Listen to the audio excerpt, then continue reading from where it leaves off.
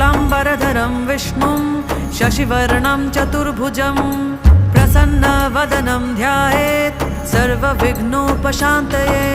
व्यासं वसिष्ठनप्तारं शक्तिः पौत्रमकल्मषं पराशरात्मजं वन्दे शुकतातं तपोनिधिं।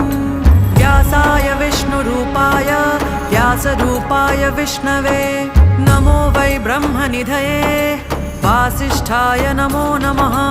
अविकाराय शुद्धाय नित्याय परमात्मने सदैकरूपरूपाय विष्णवे सर्वजिष्णवे।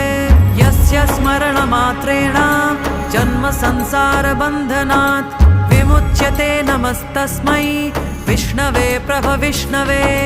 ॐ नमो विष्णवे प्रभविष्णवे।